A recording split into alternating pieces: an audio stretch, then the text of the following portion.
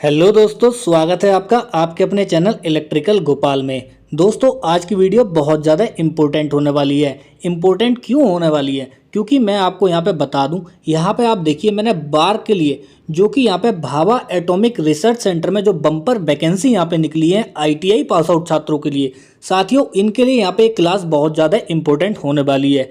मैं आपको थोड़ा क्लास के बारे में बता देता हूँ। देखिए, क्लास यहाँ पे इलेक्ट्रीशियन ट्रेड और दोस्तों यहाँ पे इलेक्ट्रॉनिक मैकेनिक ट्रेड और दोस्तों यहाँ पे वेल्डर ट्रेड, ठीक है, welder trade, electronic mechanic trade, इन सभी ट्रेडों के लिए ये क्लास यहाँ पे इंपॉर्टेंट होने वाली है। देखिए, थोड़ा क्वेश्चन के बारे में बता देता हूँ। क्वेश्चन की जो लैंग्वेज है वो हिंदी और इंग्लिश दोनों लैंग्वेज में क्वेश्चन रखे गए हैं ताकि किसी भी छात्र को कोई प्रॉब्लम ना हो।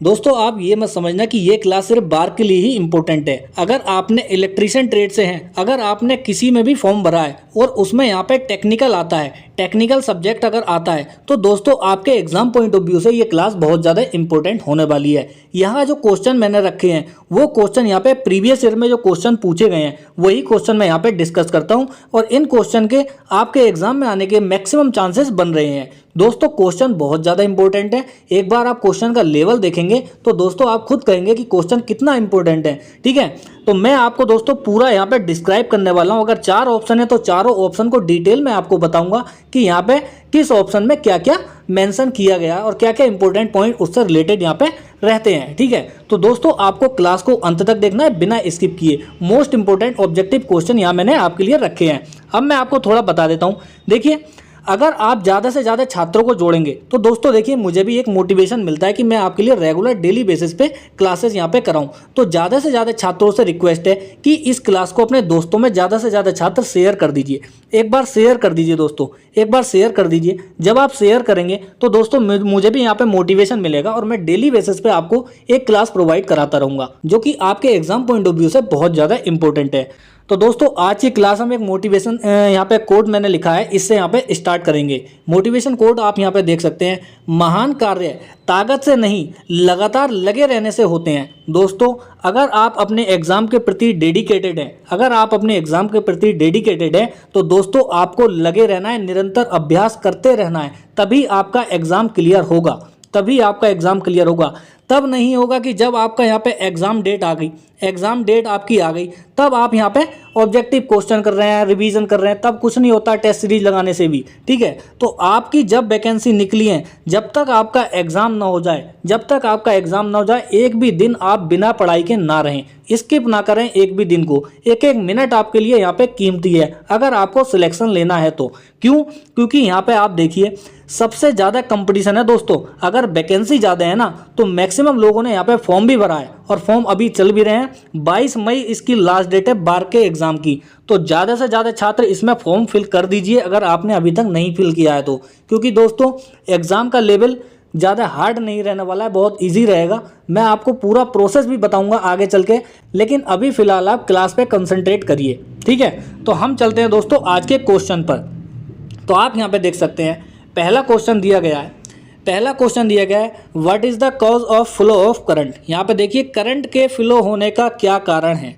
करंट क्यों फ्लो होती है? इलेक्ट्रॉन के कारण, प्रोटॉन के कारण, न्यूट्रॉन के कारण, न्यूट्रॉनिया के कारण। दोस्तों आप यहाँ पे देखिए करंट जो फ्लो होती है वो होती है इलेक्ट्रॉन के कारण। इलेक्ट्रॉन के कारण यहाँ पे करंट फ्लो होती है।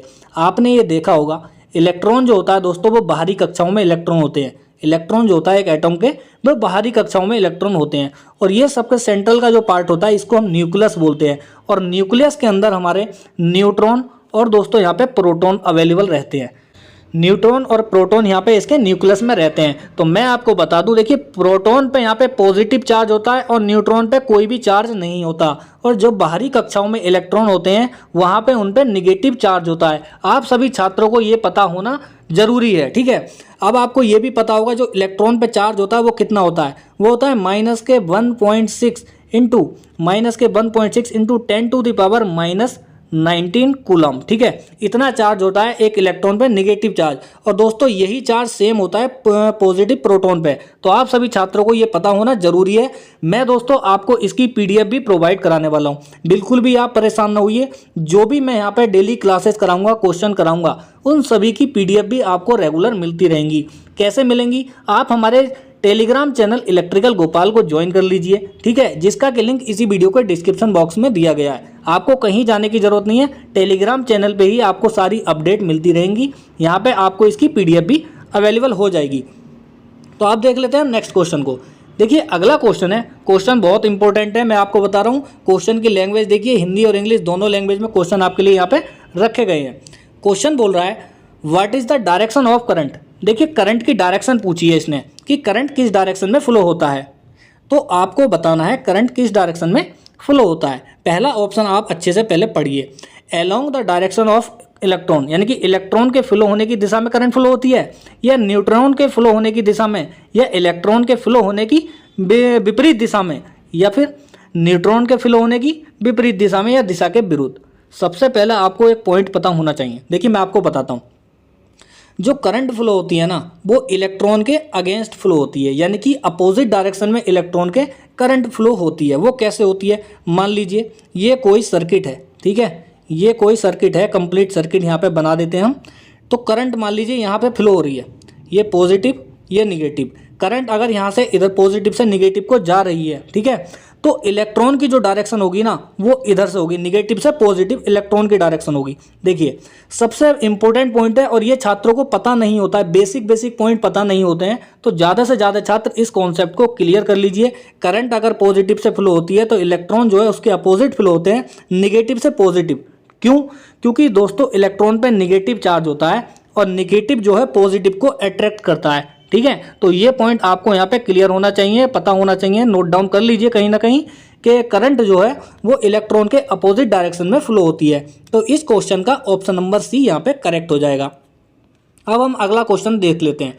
देखिए अगला क्वेश्चन है how much current flow in open circuit. देखिए अगर कोई सर्किट यहाँ पे ओपन सर्किट है तो उसमें करंट कैसा फ्लो होता है, यानी कि कितना फ्लो होता है, वेरी मच, वेरी लेस, 0 या 10 एम्पियर। देखिए उसमें कोई करंट फ्लो नहीं होगा, कोई करंट उसमें फ्लो नहीं होगा, शून्य करंट रहेगा। वो क्यों रहेगा शून्य करंट क्यों रहेगा भाई, वो मैं आपको बता देता हूँ। देखिए ये मान लीजिए हमने एक सर्किट बनाया, ये एक सर्किट बनाया, ठीक है, और ये यहाँ पे ओपन है, ये यहाँ पे ओपन है, ठीक है, ये ओपन है, पॉजिटिव निगेटिव, ये ओपन है, और करंट यहाँ पे 0 फ्लो होगी। क्यों फ्लो होगी? क्योंकि दोस्तों करंट जब फ्लो होती है ना, करंट जो फ्लो होती है वो तभी फ्लो होती है जब यहाँ पे ये शॉर्ट पाथ होगा। जब यहाँ पे शॉर्ट पाथ होगा, करंट के फ्लो होने के लिए क्लोज पाथ होना जरूरी है, करंट तभी फ्लो होगी। कंप्लीट सर्किट जब होगा तभी करंट फ्लो होगी। अगर ये यहाँ पे ओपन हो जाएगा तो करंट यहाँ पे नहीं फ्लो होगी। आप सभी को पता होना चाहिए, बहुत ही इंपॉर्टेंट पॉइंट है ये, ठीक है। तो इस क्वेश्चन का ऑप्शन नंबर सी यहाँ पे करेक्ट हो जाएगा। अब हम अगला क्वेश्चन देखते हैं। देखिए क्वेश्चन नंबर 4 है, बहुत ज़्यादा इंपॉर्टेंट क्वेश्चन है, बेसिक क्वेश्चन है, पता होना चाहिए। मैक्सिमम बार ये क्वेश्चन एग्जाम्स में पूछा भी गया है, ठीक है। व्हाट इज़ ट्रू, ये ऑप्शन आपको दे रखे हैं 4 ऑप्शन। इन ऑप्शन में आपको बताना है कौन सा ऑप्शन यहाँ पे सही है, या कौन सा कथन आपको सही लगता है, यहाँ पे आपको ये डिस्क्राइब करना है, बताना है।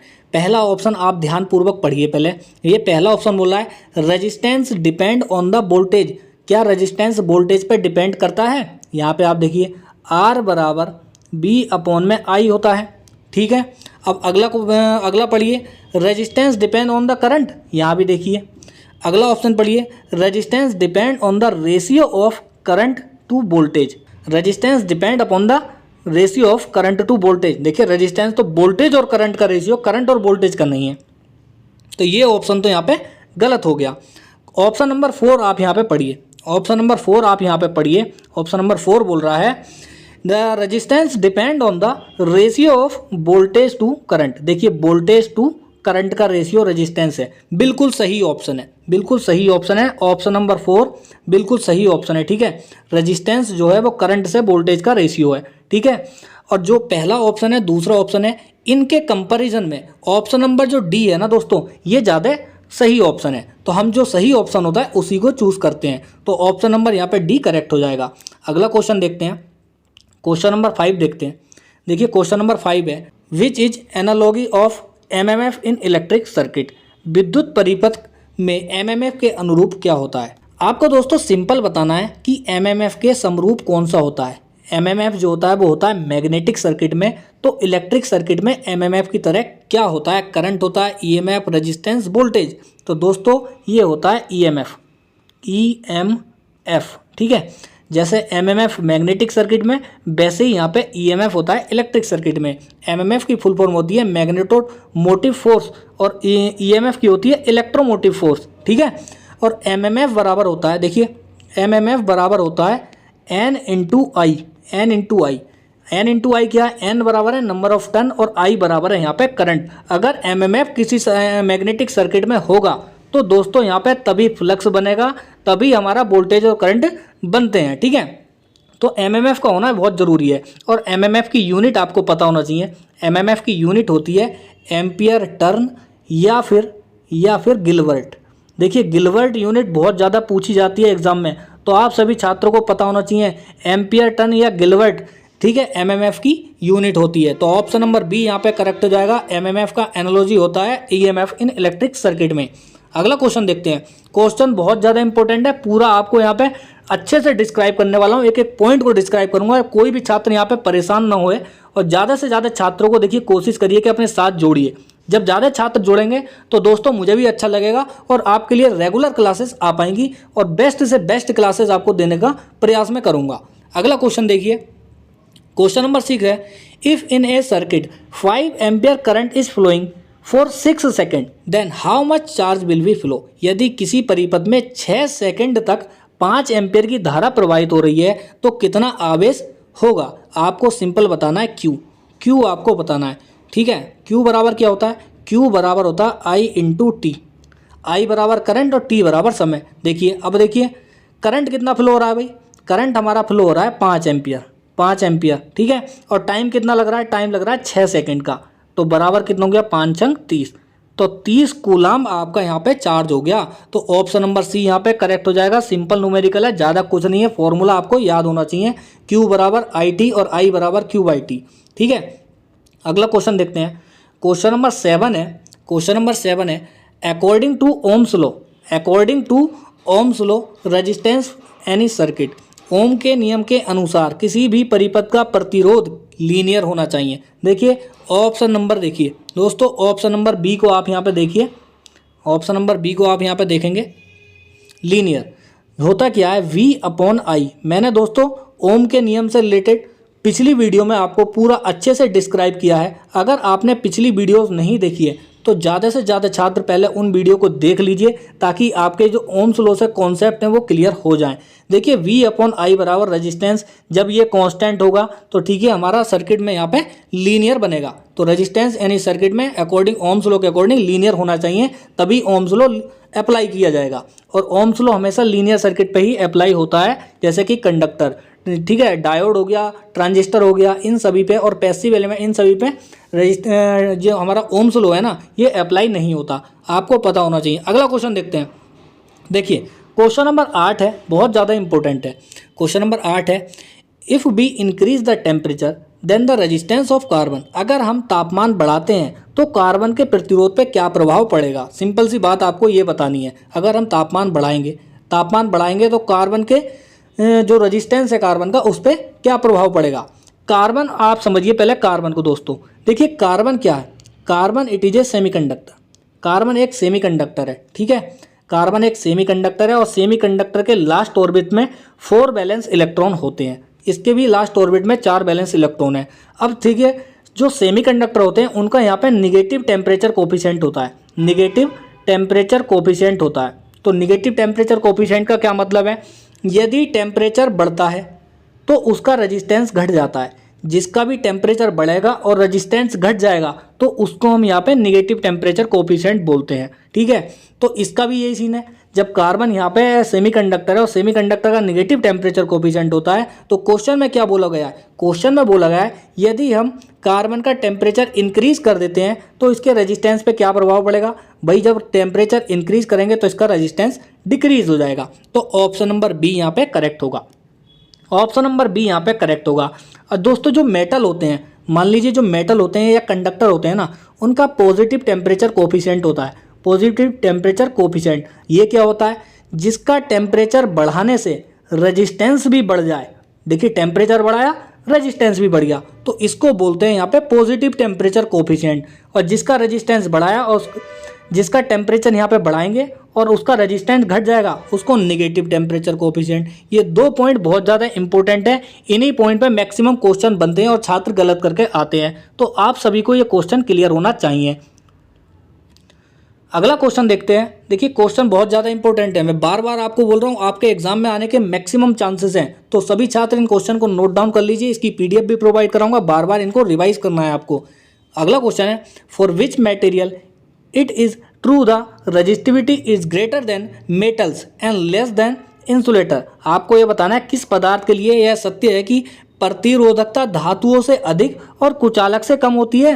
भाई एक होता है सेमीकंडक्टर नाम की एक चीज़ होती है, सेमीकंडक्टर नाम की एक चीज़ होती है। ये जो है ना, इसकी जो रजिस्टिविटी होती है वो इंसुलेटर और कंडक्टर इन दोनों के बीच में रहती है। ना तो वो इंसुलेटर होता और ना ही वो कंडक्टर होता, तो इनके बीच में रहती है, तो इसको बोलते हैं सेमीकंडक्टर। रजिस्टिविटी भी और दोस्तों इसकी कंडक्टिविटी भी, ठीक है। तो आप सभी को ये पॉइंट पता होना चाहिए, बहुत ज़्यादा इंपॉर्टेंट है। तो ऑप्शन नंबर ए इसका यहाँ पे करेक्ट हो जाएगा। चलते हैं अगले क्वेश्चन पे। अगला क्वेश्चन देखिए, ये दोस्तों आज की वीडियो का लास्ट क्वेश्चन होने वाला है, या आज की क्लास का हमारा लास्ट क्वेश्चन होने वाला है, ठीक है। क्वेश्चन देखते हैं। Nichrome wire is an alloy of. Nichrome जो है किस किस का मिश्र धातु है? ये है दोस्तों निकल और क्रोमियम का, निकल और क्रोमियम का मिश्र धातु है। ऑप्शन नंबर डी यहाँ पे करेक्ट होगा दोस्तों, ऑप्शन नंबर डी यहाँ पे करेक्ट होगा। ये देखिए, ठीक है, निकल और क्रोमियम का मिश्र धातु है। क्वेश्चन बहुत ज़्यादा इंपॉर्टेंट है, ये क्वेश्चन स्ट्रेट फॉरवर्ड ऐसे ही एग्जाम में पूछ लेता है। तो दोस्तों कहीं ना कहीं नोट डाउन कर लीजिएगा कि जो नाइक्रोम होता है, जो नाइक्रोम होता है ना, वो यहाँ पे निकेल से और दोस्तों क्रोमियम से मिलकर बना होता है, ठीक है। आपको ये पॉइंट भी पता होना चाहिए, जो नाइक्रोम होता है उसको हम हीटिंग वायर के रूप में प्रयोग करते हैं हीटर में। आपने जो हीटर देखा होगा, आपके घरों में हीटर होंगे, तो दोस्तों हीटर में जो वायर जलता है ना, वो नाइक्रोम का बना होता है, जिसका कि बहुत ज़्यादा रेजिस्टेंस होता है, यानी कि रेजिस्टेंस जो होता है उसका वेरी हाई कैटेगरी में आता है। तो दोस्तों नाइक्रोम को हम यहाँ पे हीटिंग वायर के रूप में भी उपयोग करते हैं। तो आई होप दोस्तों क्लास आपको काफ़ी पसंद आई होगी। अगर दोस्तों ये क्लास आपको पसंद आई है तो ज़्यादा से ज़्यादा छात्रों से रिक्वेस्ट है कि देखिए इस क्लास को दोस्तों में शेयर कर दीजिए, ताकि मैं नेक्स्ट क्लास तभी करा पाऊँ कि इस क्लास का रिस्पांस अच्छा जाए। अगर इसका रिस्पांस अच्छा जाएगा तो मैं आगे आपके लिए डेली यहाँ पे क्लासेस कंटिन्यू करूँगा। तो ज़्यादा से ज़्यादा छात्र जो है ना इस क्लास को देखिए शेयर कर दीजिए। बहुत मेहनत लगती है आपके लिए क्लास तैयार करने में, बार बार चीज़ों को समझाने में, ठीक है। तो ज़्यादा से ज़्यादा छात्र जो है इस क्लास को शेयर कर दीजिए, छात्रों को अपने साथ में जोड़िए।